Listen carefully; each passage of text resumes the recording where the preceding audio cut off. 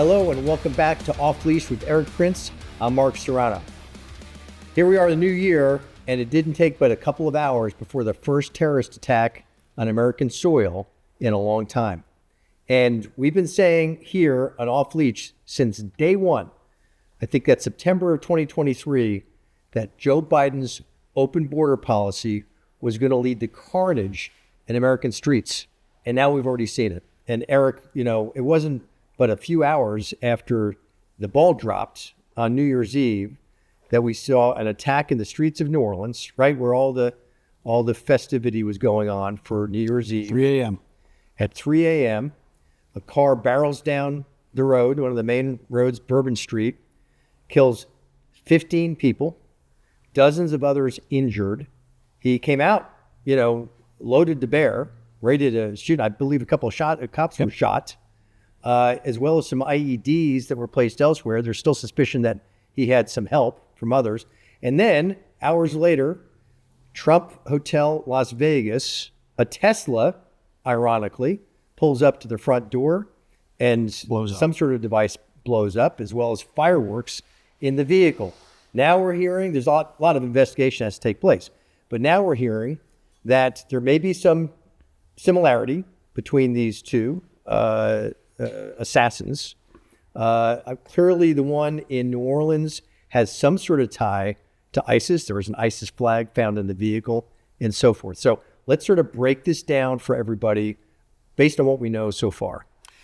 The guy that was driving the Truro, a car sharing app, rented pickup truck, a white Ford, actually served in the U.S. Army. He had been living in Texas for years, served in the U.S. Army, and radicalized, severely radicalized. Whether he got outside help or he was part of a cell, likely. The local mosque instructed its members to not talk or cooperate to the police until they talked to the Council on Islamic American Relations, attorneys. Not a good look for them, okay? When one of their members drives through the city streets on New Year's Eve, killing 15 people, and then tell them to not cooperate. There were supposedly other explosive devices found around the city. Obviously, there is some cooperation, so hopefully they can track them down with ad ID and other information that would be available. The whole thing is really bizarre, and it doesn't make sense when you factor in. It appears that the driver of this Tesla Cybertruck, also rented through the same app, drove from Denver, winds up in Las Vegas, and clacks it off in front of the Trump Hotel. The image of a burning Tesla Cybertruck with the Trump logo right in the background could not have been more picture perfect for some kind of propaganda message. What I don't understand is the guy was supposedly an 18 Echo, okay, which is a Special Forces communication sergeant, not a demolition sergeant, but still in Special Forces, you at least understand explosives. The stuff that he had accumulated in the back of that truck was not very effective. It was some fireworks, some kind of fuel, but clearly not a very good bomb. So what stimulated these guys to do this? And we think even that the driver of the Tesla truck was on active duty, had been serving in 10th Group in Europe, doing some rabid pro-Ukraine stuff. So this really unleashes way more questions than answers. But for me, having seen this tactic of vehicles on a congested city street to kill as many people, something that ISIS has been trying to do in the Netherlands, in Belgium, in Germany, in France, as recently as 2 weeks before this incident. And New Orleans had vehicle barriers, like you put outside of a federal building, across all these key streets to block the walking streets and to keep them safe from this exact tactic. And somebody decided to leave those vehicle barriers down this New Year's Eve. Again, what are these people thinking? It doesn't matter. Borders are open or closed. What the security intelligence apparatus is, if you're not even doing the basics of putting the vehicle barriers up that you've spent tens of millions of dollars to do, come on. This is where the best conspiracies start, right? Because people are smart. They understand basic physics.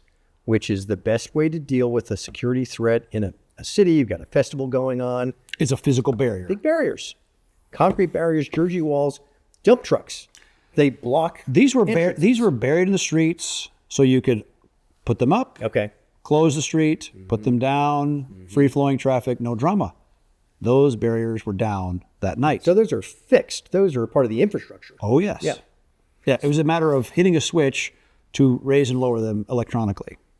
So, like you said, weeks after this attack in Germany in a Christmas market, and that was a devastating attack where this vehicle was going at a very high speed. It seems as if this is a similar attack, and all the assailant needs is access. And he was granted access because of a decision by people who should know better. By not serious people. Yeah. Who knows if it was the mayor or the chief of police, that very senior woman that had already been fired from Oakland and received some kind of compensation for being wrongfully terminated there. Turns out probably right. And here in her own city, supposed to be protecting her flock, and she failed yet again. Because certainly, whether the barriers are up or down, certainly the chief of police had some level of decision making in that call. So now let's all sort of take some comfort in knowing that Joe Biden's FBI is now the lead investigator for this terrorist attack in New Orleans. And yet that vehicle reportedly had come through Eagles Pass, from Texas, in from Mexico, just 2 days prior. So, I mean, the plot thickens, right? Yeah, and then when the FBI has their press conference, their immediate statement is, "This is not a terrorist attack."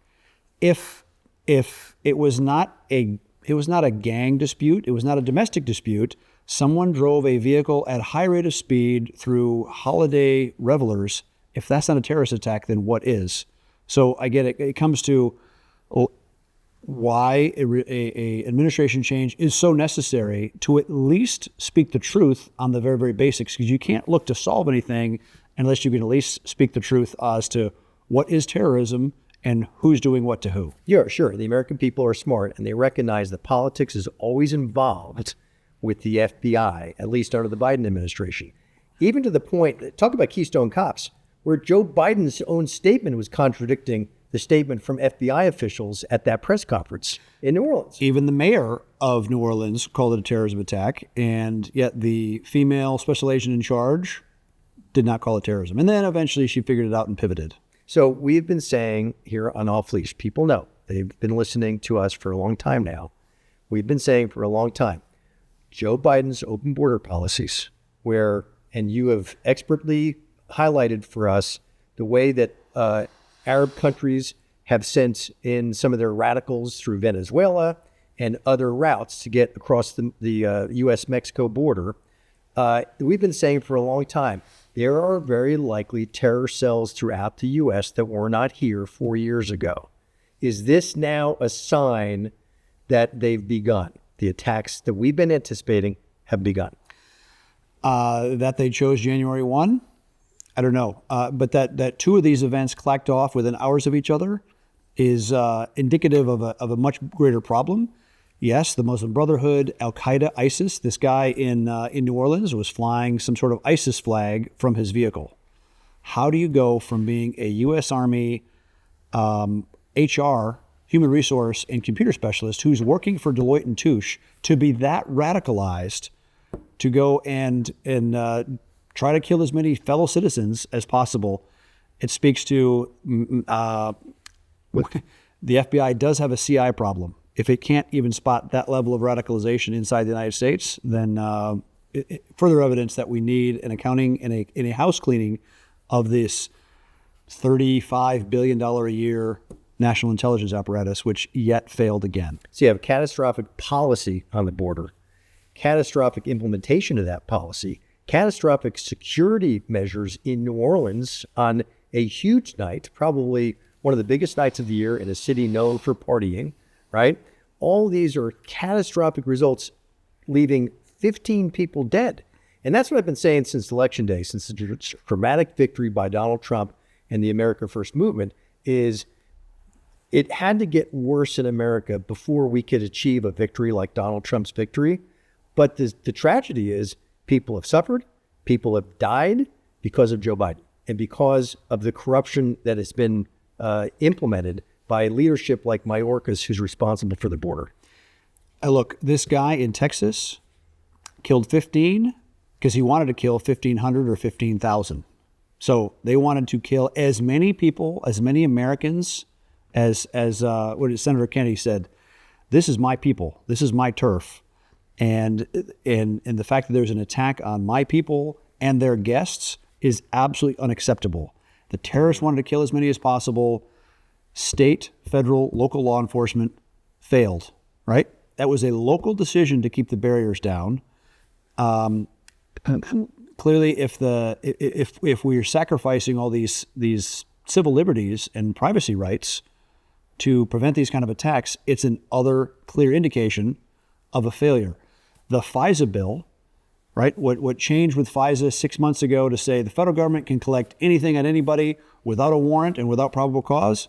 Well, yet again, total failure to detect this cell of this guy organizing the vehicle, the means, the attack planning, and because he came from Texas. It was not a locally, he didn't drive over from his neighborhood, down the street. He selected that target and he attacked it. Yeah. And the criticism of this administration is the Department of Justice, the FBI, were so focused on destroying Joe Biden's political opponent for the past 4 years that they were asleep at the switch on real security threats. Or pissed off parents concerned about the education their kids were getting, or this so-called white rage. Well, there needs to be a refocus as to what these actual threats are. Who knows? This guy that went crazy, supposedly the active duty guy who drove the Tesla truck to Las Vegas. Who knows what his cause of action was? I don't know if it was Islamic extremism or not, but it's unnerving to have even as much data come out of federal law enforcement on these two characters within the first few hours, and still we know nothing of the Butler shooter in Pennsylvania that took a shot at Trump. Right. So, and the FBI was the lead agency on that investigation of the Butler shooter. Yeah, and when you have weird things like in the Butler shooter's home, there was no silverware. How is that normal? So there's and he used local shooting ranges where federal law enforcement also used the same shooting range. Yeah, but again, I worry less about that than who has a house with no silverware. Right. What kind of Potemkin village are we seeing here? That's a signal. So, look, we are weeks away from Donald Trump taking office again. And I think it's going to get worse before it gets better, folks. Exactly. So buckle up. That's what I'm looking at. That's a lot of time for more attacks. Unfortunately, this is a tragic reality that we've been anticipating for a long time. So really, people have got to have a certain sense of awareness where you're able to carry a firearm, carry it responsibly. Where you are in a public space, think about your location, think about your exit, think about walking in the street and whether you're sort of in an open target. Am I right? I mean, people should have this level of awareness. Yeah, the idea of being completely nonchalant about your surroundings. For now in America, you can't do that because of accumulated bad policy decisions of the last years and a decrepit, bloated, ineffective law enforcement apparatus. Look, as the Second Amendment and our ability and our responsibility as citizens to protect each other and to protect ourselves really applies now. So don't outsource your security.